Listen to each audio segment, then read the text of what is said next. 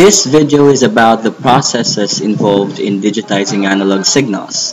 We aim to have a vivid explanation and have a thorough insight about the processes involved.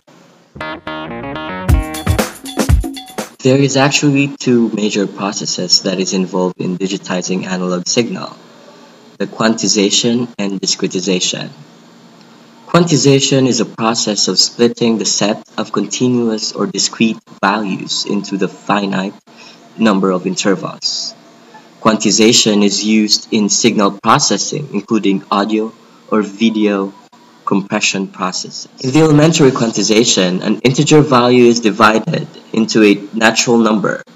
Such number is called a quantization factor. In uniform linear quantization, the set of values is split into equal intervals. In other words, an input value is divided by a constant value, or quantization interval, and an integer part is taken from the quotient.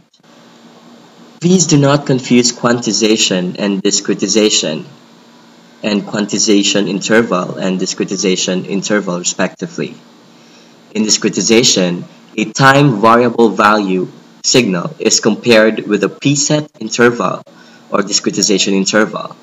Thus, in discretization, the signal is split against the time component, horizontal component. Quantization brings signal to preset values by splitting it across the level or vertical component. Signal processed through quantization or discretization is called digital signal. In signal discretization, quantization level is also called a discretization depth or bit count. Discretization depth is measured in bits and stands for the number of bits specifying the signal amplitude. The higher discretization depth is, the more precisely digital signal corresponds to an analog one. In uniform quantization, discretization depth is also called a dynamic range and measured in decibels. 1 bit roughly corresponds to 6 decibels. Level quantization, sample values are represented by digital signals. In binary quantization, the range of signal voltage from Umin to Umax is divided into 2n intervals. The value of yielded interval or quantization interval is expressed by the formula n-bit binary code, which is the number of the interval expressed by a binary number, is assigned to each interval.